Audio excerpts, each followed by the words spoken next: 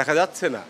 এবং এই যে ভাতের হোটেলের কথা আমরা বলি, এই ভাতের হোটেল কি এখন রিসর্ট, যে আমার বাইরে থাকতে ভালো লাগছে না, আমি গেলাম ওখানে যে রিসর্টে সময় কাটিয়ে আসলাম যাতে আমাকে কেউ ডিস্টার্ব না করে, এই দায়িত্ব কবে থেকে ডিটেকটিভ ব্রাঞ্চ নিয়েছে? এগুলোর কোনো সদুত্তর ওনারা দিতে পারছেন না এবং দিচ্ছেন না।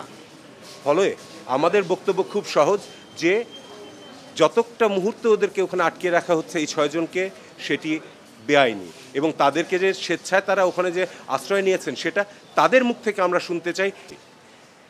এবং এই 6 জনকে আমাদের সরকারের ভাষ্য অনুযায়ী যে তাদেরকে অ্যারেস্টও করা হয়নি, তাদেরকে ডিটেনও করা হয়নি, তাহলে তাদেরকে ওখানে আটকে রাখা হয়েছে কিসের জন্য? তাদের নিরাপত্তার কথা যে বলছেন, সেই নিরাপত্তাটা তারা কখন চাইলেন সে কথা কখনোই বলছেন না। তারা গতকালকে আমাদের মামলা ফাইল করার পরে তাদের পরিবারের সাথে দেখা করতে দিয়েছেন, সেটা বারবার বলছেন যে পরিবার বলছে ভালো আছে, পরিবার বলছে ভালো আছে।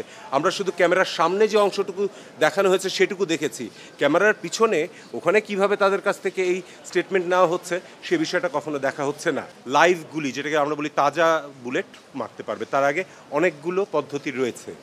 আমাদের একদম প্রথম যে বক্তব্যটা সেটা হচ্ছে যে মানব প্রাণগুলো যাচ্ছে সেগুলোকে এখানেই থামানো যাক, আর যাতে একটিও রক্ত না পড়ে, আর এক ফোঁটা রক্তও যেন না পড়ে। পুলিশ তাদের অন্যান্য যেসব প্রসিডিওর আছে পিআরবি অনুযায়ী সবকটাকে যেন ফলো করে তারপরে তারা যেন তাদের দায়িত্ব পালন করে। তো খুব বেশি হলে 1.5 থেকে 2 কিলোমিটার, তাদেরকে এখানে আনতে 2 মিনিট লাগবে, নিয়ে আসুক, নিয়ে এসে তারা আদালতের সামনে বলুক যে না আমরা ওখানে আছি, আমরা ভালো আছি, আমরা আসবো না। তাকে যদি কোনো একটা অ্যাসেম্বলিকে ডিসপার্স করার জন্য সেটি করতে হয়, কিন্তু সেরকম কোনো আদেশ আমরা দেখতে পাইনি।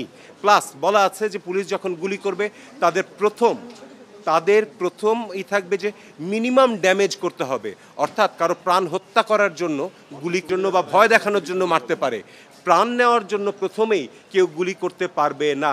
আপনারা পত্রপত্রিকায় দেখেছেন যে প্রচুর মানুষ, হাজার হাজার মানুষের দৃষ্টিশক্তি ওই ছররা লেগে গেছে, ওটা কিন্তু পায়ের দিকে মারলে বা নিচের দিকে মারলে হওয়ার কথা নয়। এই সব কিছুই আমাদের আদালতও প্রশ্ন রেখেছেন, যে ওনারাও দেখছেন যে কি হচ্ছে, এবং তারা প্রশ্ন রেখেছেন রাষ্ট্রপক্ষের কাছে, কিন্তু রাষ্ট্রপক্ষ এগুলোর কোনো সদুত্তর এখন পর্যন্ত দিতে পারেননি এবং কখনো পারবেন না। তাদের দাবি হচ্ছে যে পুলিশ পিআরবি অনুযায়ী কাজ করেছে।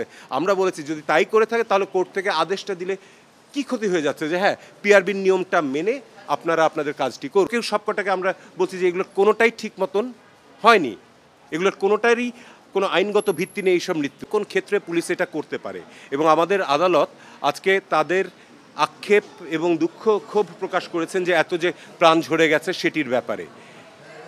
আমাদেরকে বিভিন্ন প্রশ্ন জিজ্ঞেস করেছেন যে সিআরপিসি অনুযায়ী, পেনাল কোড অনুযায়ী কোন কোন অফেন্সের সময় গুলি করতে পারে। আমরা সবকটাই দেখিয়েছি যে এই ক্ষেত্রে এগুলোর কোনোটাই অ্যাপ্লিকেবল ছিল না। একজন দাগী আসামি যে পালিয়ে গিয়েছে তাকে ধরার জন্য পুলিশ গুলি করতে পারে, যদি কারো বাড়িতে ডাকাতি চলছে এই অবস্থায় যায় তাহলে গুলি করতে পারে, যদি কোথাও চুরি করছে আগুন দিচ্ছে সেটাতে গুলি করতে পারে।